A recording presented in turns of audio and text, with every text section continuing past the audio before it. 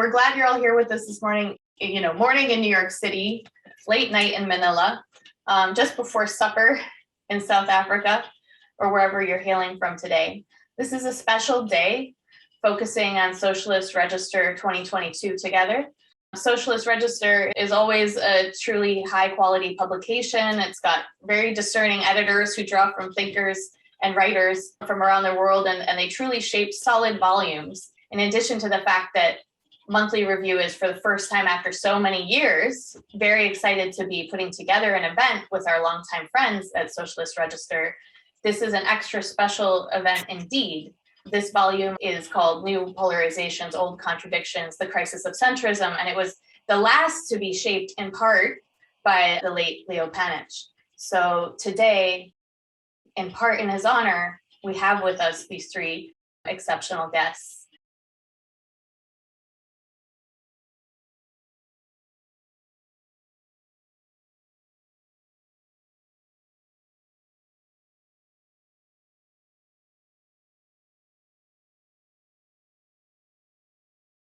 It's so fascinating to be in the US when this thing in Ukraine is going on. And, the moral outrage all around. And of course, it's worthy because, yes, a country cannot simply walk in and into another country. And so, but the moral outrage is remarkable among progressives who should know better, who should know that the history of the US is one of extreme military expansionism. And in fact, they didn't even have the, shall I say, the courtesy to walk in. There's been a history of bombing from a distance and using drones to do the dirty work rather than human beings. So it's kind of startling to realize that there is such lack of awareness of the US's own role in the world, even among progressives in the US. So however, having said that, I just want to emphasize, yes, the US empire is crumbling, and what's happening in the Ukraine is one expression of that, is Russia's flexing its own muscles. You will find more and more of this. And I agree with Walden that the South China Sea is a flashpoint. There are many flashpoints now in the world. And you will find possibly bellicose responses of the US as well. So yes, we're in an extremely uncertain world, which is going to get more uncertain. But at the same time, imperialism, by which I mean the struggle of large capital over economic territory of various kinds, markets, labor, intellectual property, resources, etc., that struggle, supported by their states, is as strong as ever. And if anything, the periods of the pandemic accelerated that. So if I had to identify one of the big pandemic polarizations, I would say it is in fact the accentuation of imperialism, evident in so many different ways: in the vaccine inequity promoted by the protection of intellectual property rights, in the varying fiscal responses of the developed world vis-a-vis pretty much everybody else, and of the US vis-a-vis everybody else, the role of finance in actually adding to massive shocks in the developing world and enabling recovery in the North, the climate responsibility and the obscenity that was COP26 in Glasgow, which kind of reinforced the extreme dominance of the US and 14% of the world's population over the carbon budget of the rest of the world, is one. I think the pandemic also sort of accentuated the polarizations between capitals, the large and multinational corporations versus everybody else, which is again exemplified by the inability even to enforce a most simple basic tax regime globally that would make multinational companies pay the same tax rate as domestic companies. Even that has not been possible. I think it's intensified the polarizations between workers, of course, between North and South, but also between formal and informal, because formal workers were hugely protected through the pandemic. And whether or not they continue to receive full salaries, many were able to get furloughs, they were able to access different kinds of legal and social protection. Informal workers were not, and unpaid workers, of course, are never protected and are ignored and unrecognized. And of course, their condition got significantly worse. I think it intensified the contradiction between generations, once again exemplified in the climate change responses or lack of them, but in a whole range of other ways in terms of the employment opportunities for the youth and all of that. Now, in that context, just to get back to the politics, and I'm going to be brief because I know Vishwas has many interesting things to say, and I know there will be a great discussion as well. One of the things, again, that strikes you in, I've been living in the US for a year, and so I'm suddenly aware of things that you kind of saw from a distance, but didn't feel so viscerally in the same way, is that, there's this whole notion of US exceptionalism, of Trump being this whole new thing that emerges on the scene and changes the nature of politics and so on. Really the North or the West has been imitating the South and the developing world. So we used to, when I was young, the fashions used to come much later to us, to the elite, or even the westernized elite in the South. We heard the Beatles maybe a couple of years after everybody else. All these other fashions, they would take a while to come. I think what's happening now is that the political fashions are going in the other way, taking a while to come. I mean, we were there well before Trump arrived with his particular brand of whatever you want to call it. I mean, I think one term that's used is authoritarian populism. I am very uncomfortable with the term populism because it tends to equate things which are good for the people with things that appeal to supposedly, low popular sentiment. So but whatever it is, we were there before. Modi, Duterte, Erdogan, etc., are all strongmen leaders who had done and taken over that particular formula. Let me just identify 5 essential features. Using anger against the elites and corruption to bring in an even more corrupt elite with even more patronage to particular capital. But, Trump's draining the swamp is really a copy of the sort of use by Modi of the anti-corruption movement in India, of a whole range of people who came in saying, we will clean up these audience tables of, very messy and patronage-ridden political forces, and we are going to be different, okay? Yet they actually produce a much more corrupt and much more blatantly partisan crony capitalist regime. Second is the fact that they use the existing fissures in society to divide what could be potentially progressive forces. I mean, people talked about how the white working class was being pitted against blacks, women, etc., in the US. But really, in India, we've had this use of religion and use of community. In other countries, it's been the attacks on the extremely poor, on the homeless, on the vagrants, on those who are associated with drugs in the Philippines, for example, of different ethnic groups in different, and migrants versus others. So that particular thing, again, very well developed, certainly in Asia, and I imagine in a number of, Bolsonaro and so on.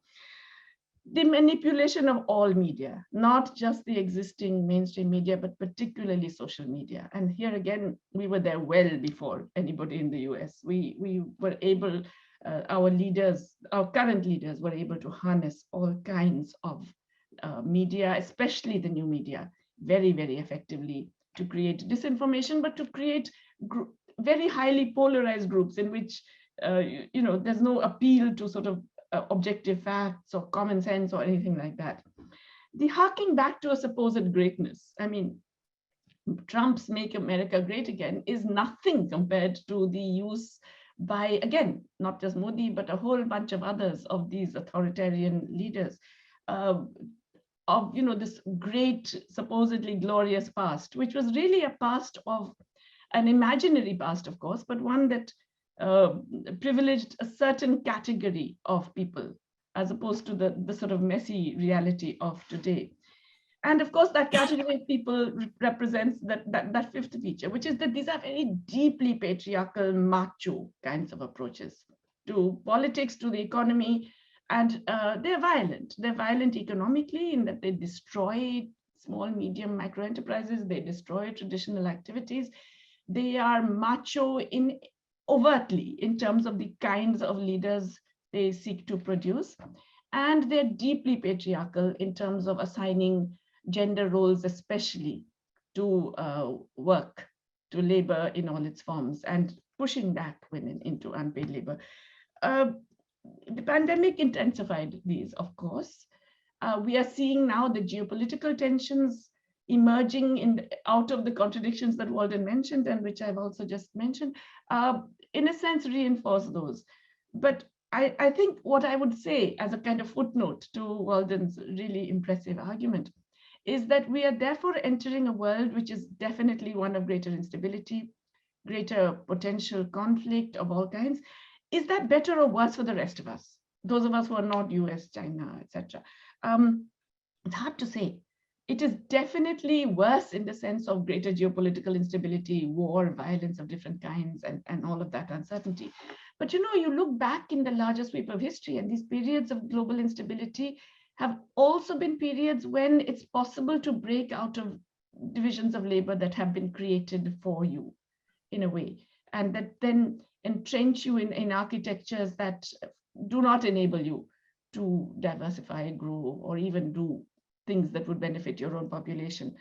I had a friend, Kandika Makandevire, who said, competing imperialisms are always better than dealing with just one. And we've had a period of hyper-imperialism, which didn't produce all that much for the rest of us because it was associated with neoliberalism. It didn't really even help the working class in the North. So yes, it's an uncertain period. Whether it's going to be totally bad, I think that's still an open question. Thanks. Thanks. Well, thanks to Monthly Review for hosting us, and thanks to Greg and Colin, most of us for the finishing line. I completely loved Walden's essay as well, and I kind of want to pick up on a few themes coming out of that. I love the way he used Rosa Luxemburg and sort of the inside and outside, and I think there's a double lens that we can use there. The one is to understand the relationship with American transnational capital and the rise of China, which Walden situates brilliantly. But I think at the same time, we can also use that lens to also understand China and its own outside, if you like, and how that is, if you like, having impacts on the global working class and peripheries.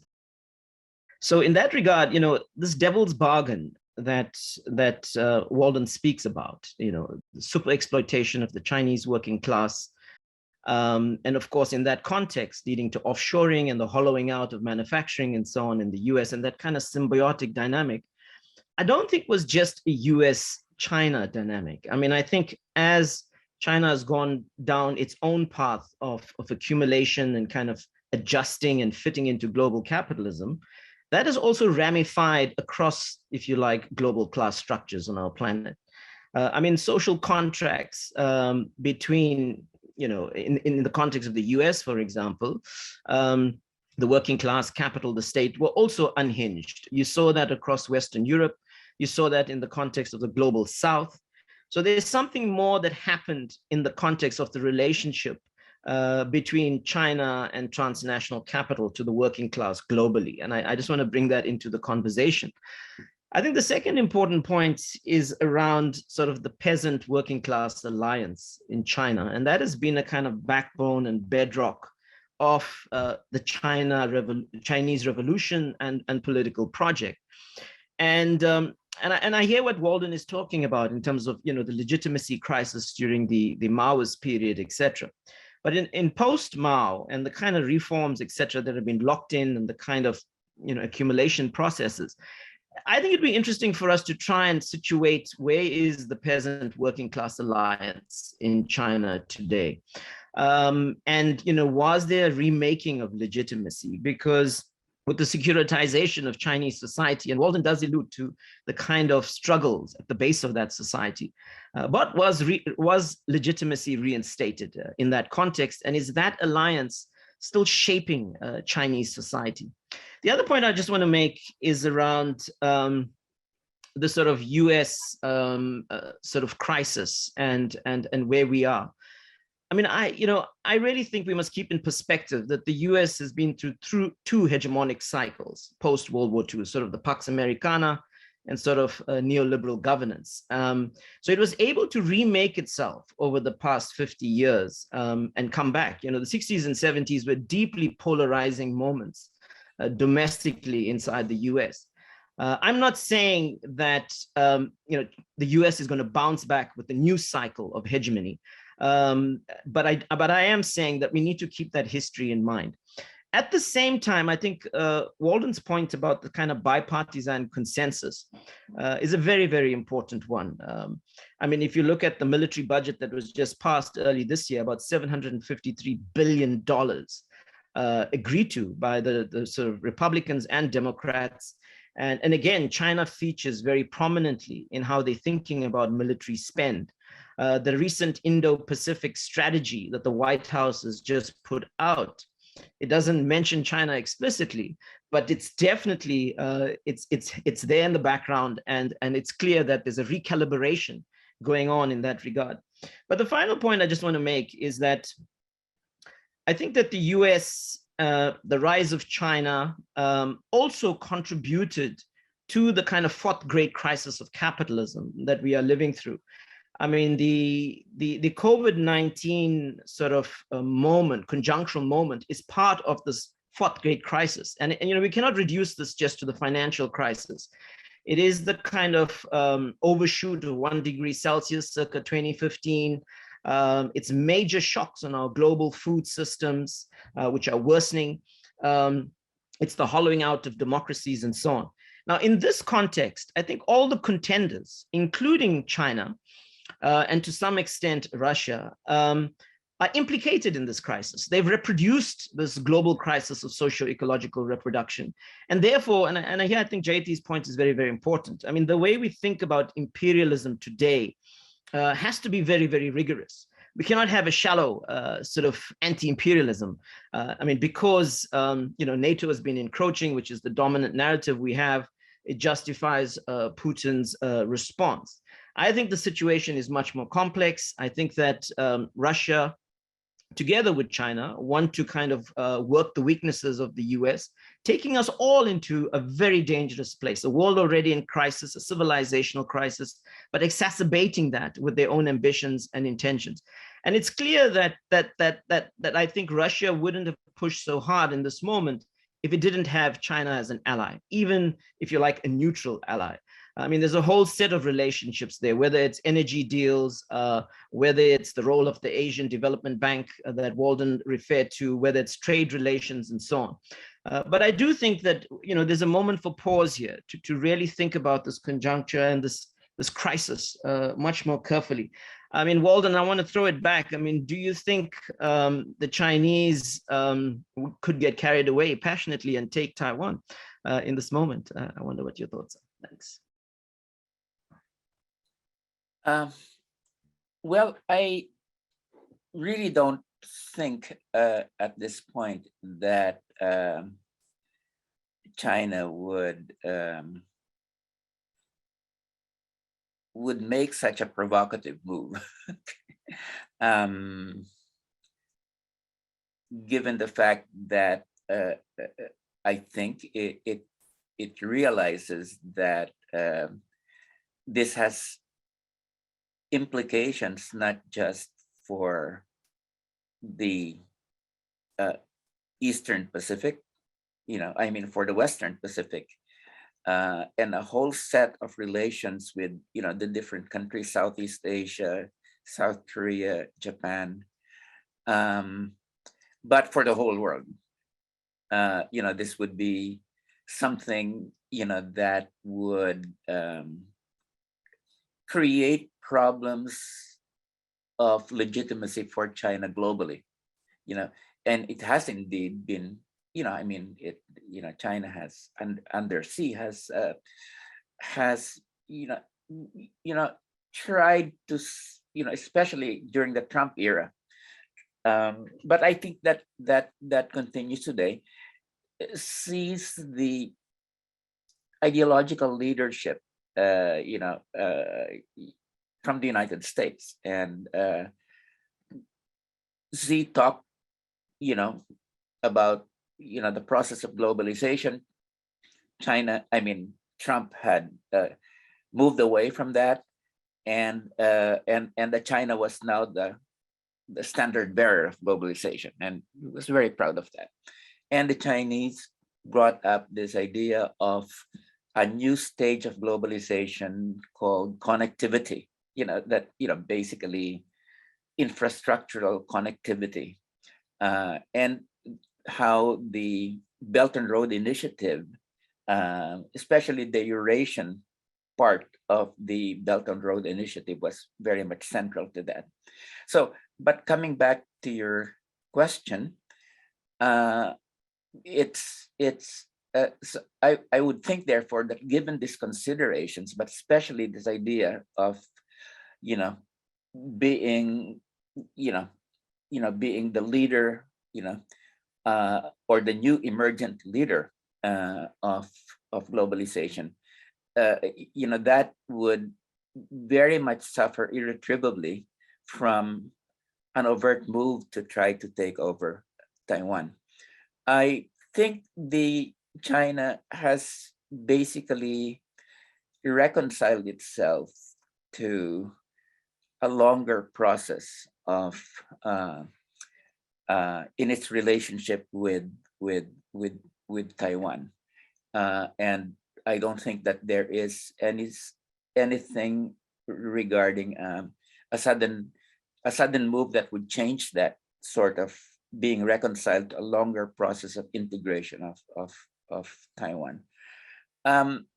My worry, because some people were raising that, oh my God, Ukraine, that isn't that something that could lead to a similar kind of situation in the South China Sea. My worry more is the United States raising the level of tension, in this area, because the news is filled a lot with Chinese island grabbing and that sort of thing in the South China Sea, but the South China Sea is really an American lake. I mean, this is, I mean, whether it's in terms of surface ships, submarines, naval aircraft, you name it. The U.S. just dominates this area. And now it has brought in NATO, with French warships, British warships, and of course brought in Australia too, and trying to bring India in too, in this formation that they call the Quad, so Australia, the United States, Japan, and India. Although I think India is a bit leery about being drawn into the South China Sea, but my worry is the U.S. sort of to make up for its inability really to do anything militarily in Ukraine, and to sort of gain some of the tremendous loss of credibility with it's being driven out of Afghanistan, okay, which of course it was also NATO being driven out. That I worry that this is an area where they could turn up the heat for a number of reasons to make up for that loss of credibility, to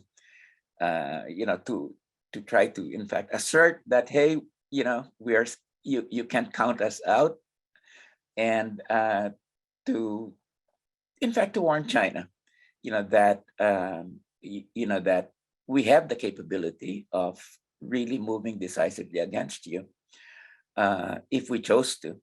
So that's why I ended the essay by saying that if you look at this whole history of bellicosity, the most bellicose society on earth for the last 245 years, the one area where it maintains complete superiority is in the military.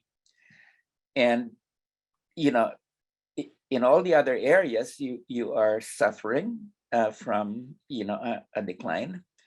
The temptation to use that strategic superiority to counteract the loss of superiority in other areas, especially in the economic front, becomes very tempting. The most dangerous thing is when you join rational calculus to passion, and which is passion is exactly what uh, powers in decline are full of, and that is, I think, what is quite dangerous at this point in time. Anybody who has, and in the Philippines in particular, those who have experienced, the brutality of U.S. expansion, we find it, we're especially sensitive to this history of, well, what Jayati mentioned, of just brutal, consistent militaristic expansion. And it's hard to see the US losing hegemony without a big fight. So it's, I can't imagine that. I mean, this is a country that has finds it very hard to reconcile itself to defeat. And I think right now the elites, the loss in Afghanistan has really infuriated, the top levels of the U.S. political military elite, and so I would just leave it at that at this point. Okay, but then isn't there also this other complication of the fact that the business elite is now much more globalized than ever? It's no longer First World War, Second World War scenario. This is the whole US militaristic expansion of the past the business elite wanted it. It supported their own interests. Right now, they are just too globalized. There's a real problem out there. And I'm wondering whether that is a kind of complicating factor. Just look at Ukraine. The most obvious sanction that could have been applied is suspending SWIFT for the Russians. That's the one thing that has not been done, because there are too many US business interests involved in this, or European business interests involved in this. So I'm just wondering whether the globalization of capital is creating a complicating factor to the passions that you identified. And I agree with you that there are these passions. It's just that then there was going to be this internal political economy about, the US and China. Yes, the Chinese capitalists are also really opposed to a takeover of Taiwan. They need those one country, many systems kind of thing. They need a Hong Kong, which is, supposedly autonomous, when everyone knows it's not, because of the different legal systems that allow them to play. So I'm thinking that large capital in all these countries is a complicating factor. Oh, yes, definitely. In fact, what I mentioned there is, in fact, that from Clinton to Obama, it was fairly clear, that U.S. policy was driven by, the transnational corporations and, of course, the financial institutions. And, they were the ones who lobbied for China, to, get into the World Trade Organization. And they lobbied for the end of, all sorts of sanctions against China. So and the whole point was that they really needed, China, among other things, but principally as, a means of cheap labor by which they could relocate the more labor intensive and many other parts of their operations in the United States. But it was Trump, that ended that domination by the transnational U.S. corporations over Washington's policy, and by this new nationalistic kind of orientation towards China that they really did not like at all. There had been too many interests, as you said, Jayati, that had been built up by U.S. transnational and financial interests in maintaining that relationship. Now, despite, and I think what Peter Navarro and all of these other people, did, if you can, if you look at their writings, it's so interesting that, they attack China, but they also attack the U.S. financial and TNC elite. They said they've been accomplices in this whole thing. So, and of course, that it's that right-wing populist thing that, it's an alliance between China, Wall Street, and the swamp in Washington. That's, I think, the way that they have portrayed this whole thing. So yes, we can see that now. We can see that now that's happening. And you can see also how the Biden administration is sort of, the Democrats were so compromised. As you know, it was Obama who was really pushing the Trans-Pacific Partnership, that then Trump, in his sort of nationalistic economic policy, dropped. And TNCs were screaming in the United States. Both Democrats and Republicans were screaming against Trump's dropping the Trans-Pacific Partnership. But now, I guess my point here is that the Democrats, realizing how much ideological legitimacy they had lost by being painted as the political party of Wall Street, which I think Trump and others were able to do, using the figure of Hillary Clinton, for instance, and realizing how much advances, that kind of Trumpist Tea Party originated movement had made with the U.S. working class.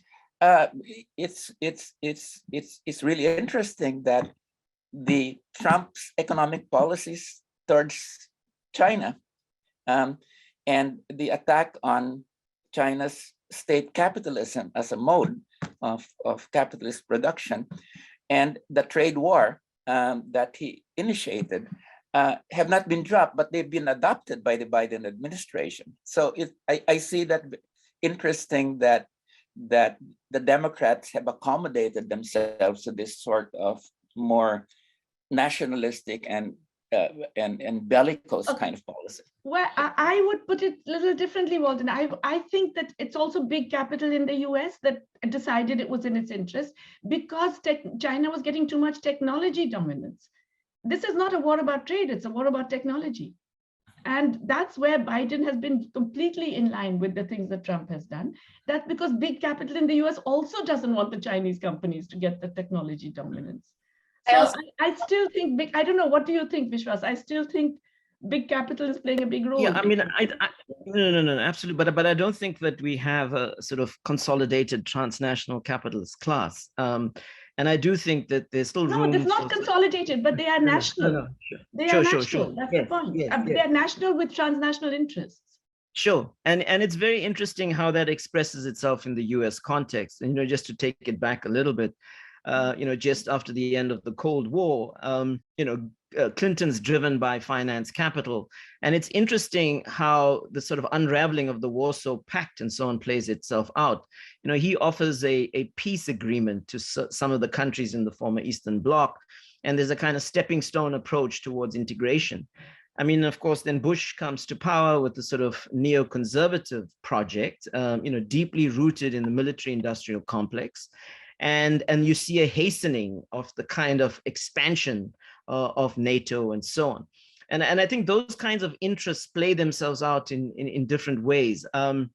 I just want to go back to the point that Walden made about demilitarizing sort of the South China Sea and kind of bring it back to the Ukraine situation right now.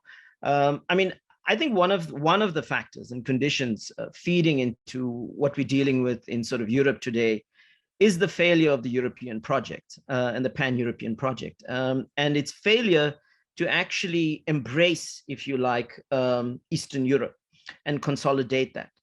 And I think that's also sort of a factor that's playing itself out here. And I think that in that context, it is interesting for us to talk about, well, what are the ways forward in the light of what's happening in Ukraine? I mean, is it about a renewed pan-European inclusive project? Is it about a denuclearized zone between Western Europe and Russia? Is it about neutral countries? So I'll just leave it there, because I think these are some of the issues we have to grapple with if we want a kind of principled politics of peace. Thanks. Yeah. Well, first, with respect to Jayati, my reading of it is that yes, there are now sectors of capital in the US that are worried about, the rapid technological acquisition by China. But I think that they were pulled into it by the economic, call them economic nationalists, rather than being the drivers of it. I would say, I think they were pulled into it by that whole Trump coalition. So yes, I think there is that great worry now at this point in time, but it's especially the big tech.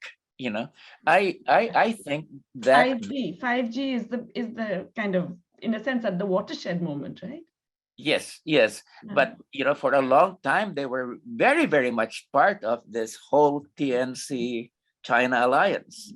In terms but I think it's just recently in the last few years that they've realized, that, oh my God, acquisition is now uncontrolled, and that's, I think, what pulled them in during the last phases of the Trump administration into Trump's and Navarro's and others' push for questioning or attacking not just trade, but the system of state capitalism in China itself, and saying, this is really the problem. This is really the problem. And I think that is now the Bidenites and others have now focused on that too. We cannot, this is really not market capitalism. This is not neoliberal capitalism. This is state-driven capitalism, and this is what's causing the U.S. decline. I think, to put it, in rather, in those terms. On Ukraine, yes, the Clinton period really is being revisited critically now, because that's, in fact, with the collapse of the old Soviet Union, the whole aggressive push of NATO eastward really began in that period, and the more the Russia was weakened by the whole set of neoliberal measures under Boris Yeltsin, the more aggressive NATO became, bringing in one Eastern European country after the other, and basically, you now have a situation where parts of the old Soviet Union, and not just the old Soviet bloc, but parts of the old Soviet Union, in the Baltic region, have all now been integrated into NATO. And so I think what the question we asked then is, why did Putin make this extremely aggressive step? And I think it comes at the end of a long process in which there was a big fear in the Kremlin that it had basically lost control of its borders or borderlands. And it was just a matter of time before NATO, before Ukraine would join NATO. And I think with all the big fears about, US nuclear capabilities, missiles being just deployed along the Russian border in the same way that Kennedy worried about Soviet missiles being deployed just 95 miles away in Cuba back in the 1960s. So my sense is it's this combination of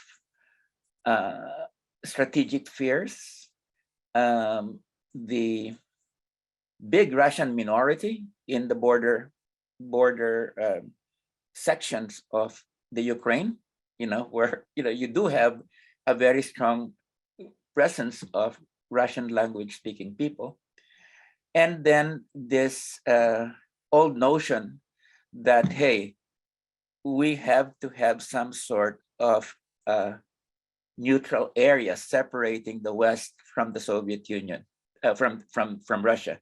So I think it's all of those things coming together that I think, plus, of course, and I think this is what you wanted to emphasize when you say it's more complex than that.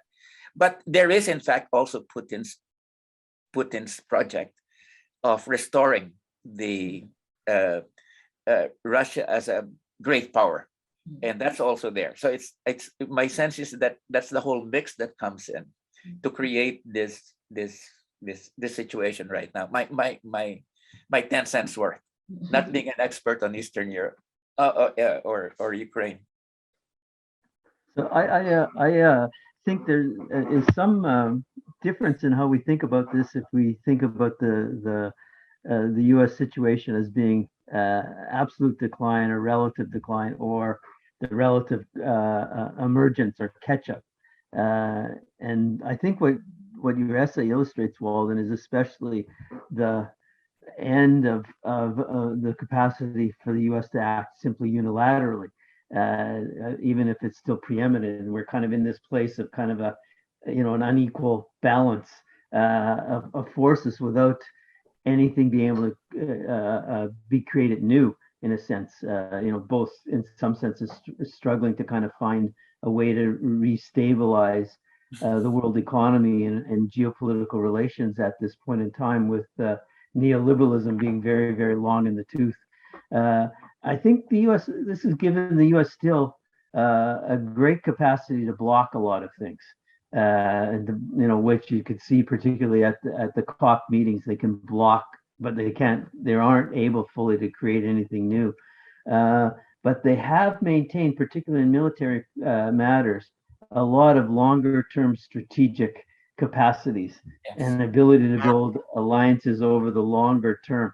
The Quad example is one thing, but the positioning of the American military bases scattered throughout the world, but particularly through in the China Sea, is an impact of this.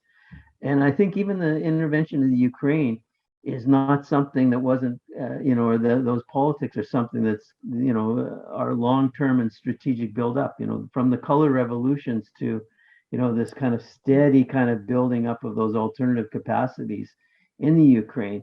And, with not being able to move NATO into that position immediately at all, to kind of incrementally kind of arm, indirectly put NATO's presence there through trainers and the amount of billions of dollars that they put into the Ukraine over a long time period.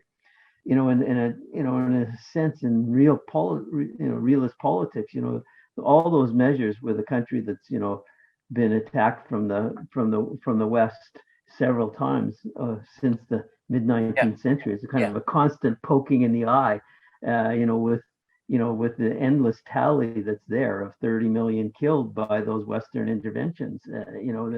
And most states will react in that context. And the U.S. has kind of just constantly, through NATO, been poking it in the eye and building up those capacities, from kind of alternative political forces with its willingness to work with the hard right in the Ukraine, to the remilitarization, and steadily bringing in a range of its main allies, first Canada and the UK, to kind of be engaged with those training things there. And so I think that's been crucial.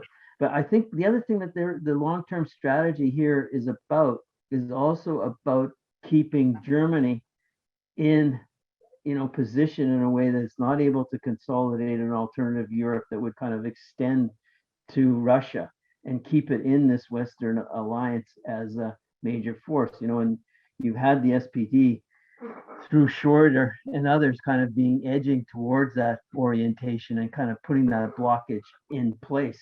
And what the politics now is pushing Germany back into that alliance with the Americans, and it's a way to block any kind of different relationship from China through Russia to Europe. And that's kind of been the objective for a long time, to prevent that. So it's kind of a way that you kind of maintain this unequal equilibrium at the center of the world economy without an alternative multipolar order emerge. And there's a real long-term thinking, strategic thinking there. And similar, there's some of that also, I think, around financial issues and the management of the banking structures as well, that one can't forget. So I think, that's why we can kind of continue with this polarization without being able to find new routes out. And the dangers, as you eloquently put it, is particularly the American capacity to act and to viciously act, given the historical background and history of American militarism. You're almost, sorry, Greg, you're almost making it sound like Putin is a puppet of the US and its long-term strategic. I think he's indirectly reacting and trying to figure out how to react in this space when you're getting poked in the eye, and what is the basis to act. And and then I just want to make two quick points building on what Greg said. I mean, when Biden declared, trickle-down economics hasn't worked, and you have two kind of big projects being sort of railroaded through the U.S. Congress. You really thought that this was a sort of 1945 moment, where the U.S. and Biden was going to sort of remake not just domestic politics, but global politics. And that really hasn't happened. I mean, in a sense, he's chosen a sort of reactive liberal imperialism, and we've seen the continuities with the Trump project and so on. And in that context, actually killing the globalizing project, in my view. The neoliberal class project is in crisis. But at the same time, it's clear that U.S. imperialism, Greg, in my view, as well as whatever China has to offer, or Russia, doesn't have solutions to the deeper systemic crises of capitalism today, the deeper contradictions that are eating up the system. And so we are in a transition, in a very complex transition, in which this whole situation can move further and further to the right, sort of more fascism, eco-fascism, and a world of chaos, which brings forth very serious challenges to the left. I mean, what is our requisite and proportionate response to this? What do we have to offer? Thanks. Just quickly, that's why I think it's a really negative equilibrium now in this kind of preeminence, and China being able to rival it.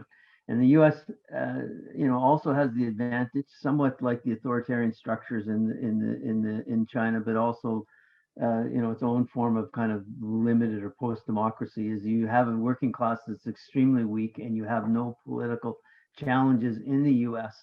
that is able to kind of push an alternative agenda. So I agree kind of your assessment exactly. We end up in this unstable position where nobody can create anything new, either in a positive basis, and even the negative is largely that. So the U.S. can kind of devise a strategy that'll block a different kind of entente. It's the U.S. that messed up anything of going forward on the Minsk Accord. If they put pressure on the Ukraine to follow on the Minsk Accord, which the Russians had signaled on many times that they would accept, things are totally different. Obviously, they're blocking it constantly, putting pressure on the Ukrainian government, particularly in the coup engineered in 2014, 2015.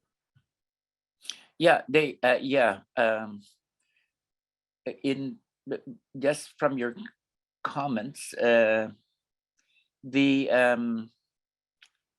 Satgar and Jayati and Greg, the thing that I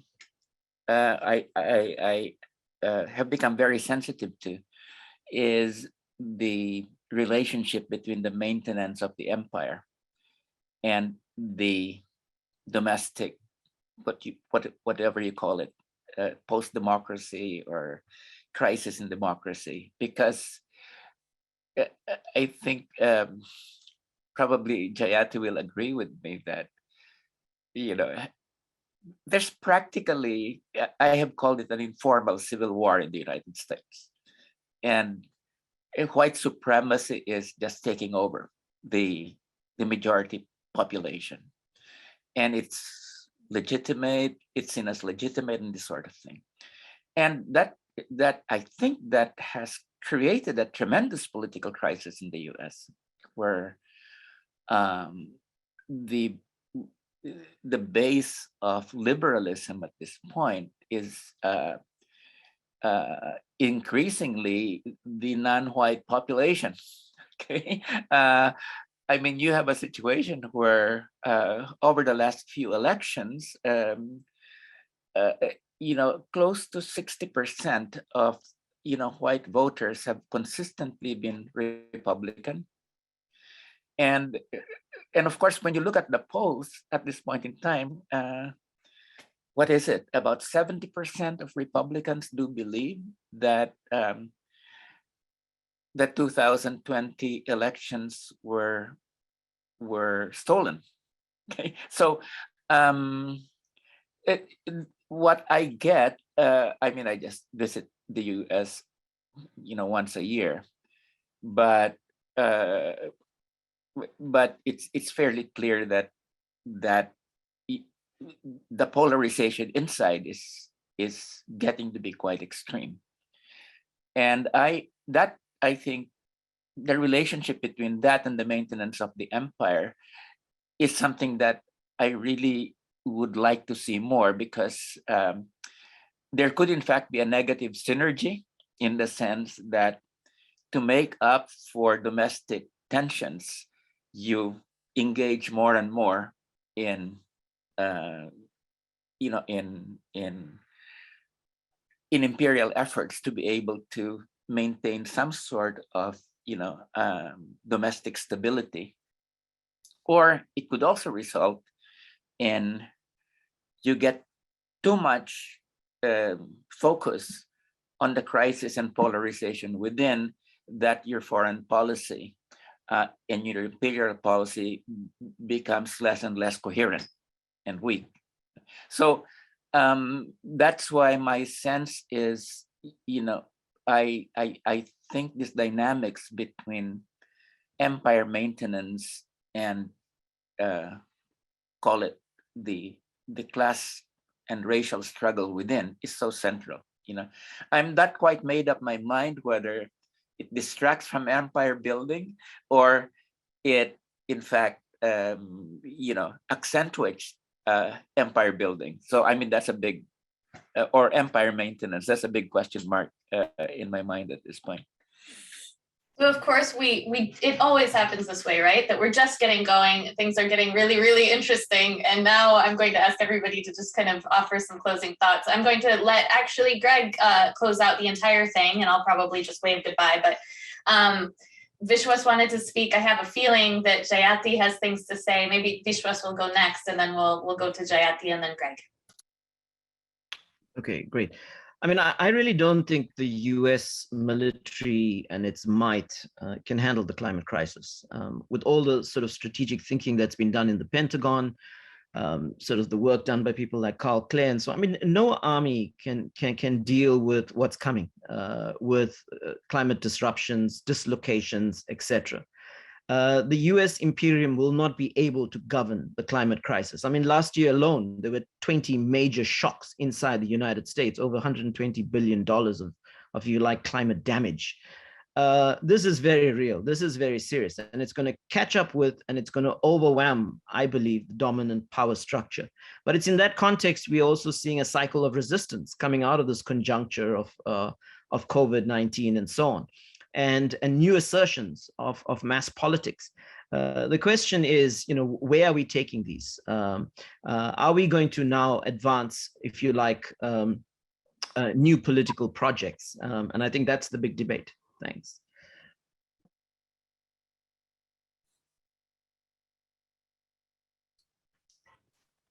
Yes, thank you. Yeah, I of course agree with Vishwas. Clearly, neither US imperialism nor any other imperialism nor global capitalism can handle the climate crisis, just as it couldn't really handle the pandemic, except in deeply unequal and unsustainable ways and so on. And yes, that generates much more instability and all of these things. In terms of, the fact that we are getting broader democratic movements emerging, that's a tougher one. That's much more complex. Unfortunately, I think I am a bit more on the side of Walden in terms of the slightly more pessimistic take on the way politics is going in all parts of the world. Having said that, I also worry that, we are still in thrall of a global legal and economic architecture which will inhibit the ability of progressive movements to do anything. And so I think we have to focus not just on new forms of politics in our own countries and so on, but on dismantling a global architecture which continues to remain like a shroud over any potential for actually getting out of this mess. It's not just the politics of the Pentagon and all of that. It is also a global architecture that inhibits anybody else in the world from actually making much more progressive positions possible. Well, I certainly have a lot of points of agreement with both Jayati and Satgar about, the ability of the empire to handle all the intersecting crises at this point in time, and certainly, my focus has of course been in terms of the way that the whole rivalry with China has intersected with the ideological and political crisis within the United States, and I think that can go either way at this point in time, both either negative synergy or disarticulation of imperial response to, the response to China, as well as to the climate crisis and other crises that are occurring at this point.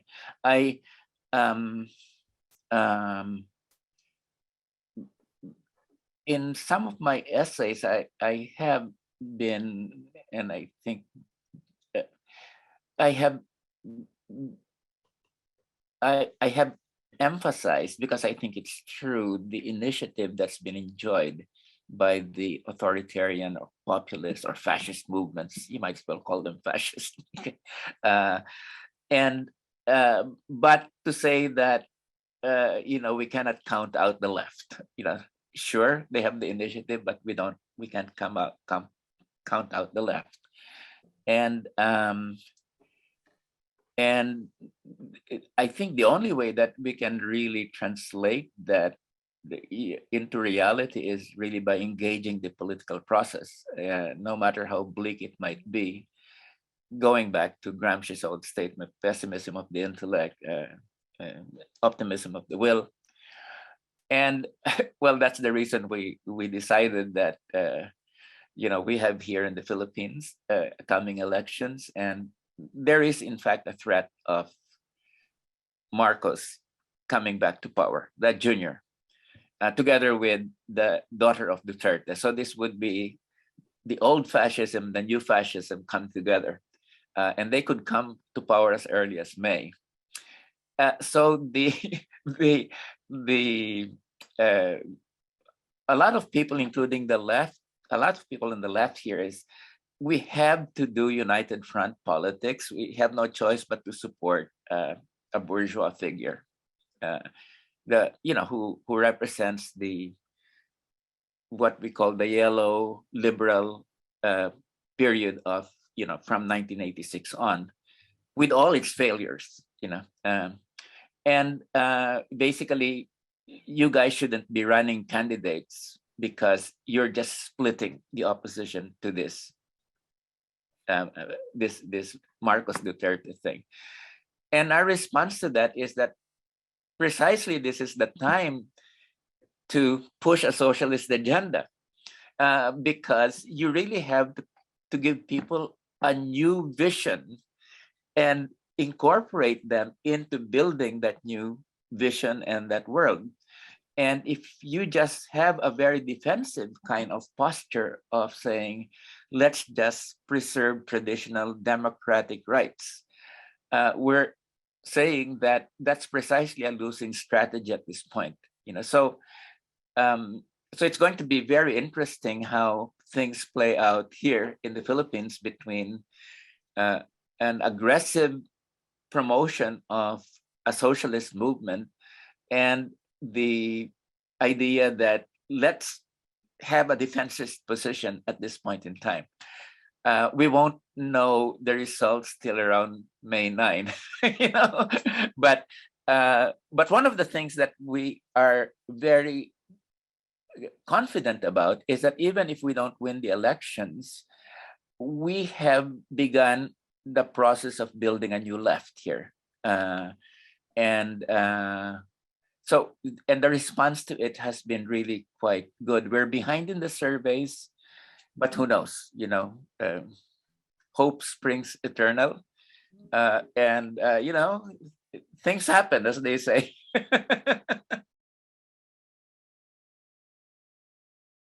Thank you for Monthly Review, for hosting us, for publishing us. Great, Rebecca. It was great meeting you, having you host us. Thank you so much. And to the comrades from India, the Philippines, and South Africa, as always, great to see you all. And your contributions were all amazing, and a comradeship in the best sense to help me and Colin get through the difficulty of putting this volume together without Leo's guidance, which was always an enormous loss for all of us and an enormous loss for putting the register together. Thank you so much. Thank you.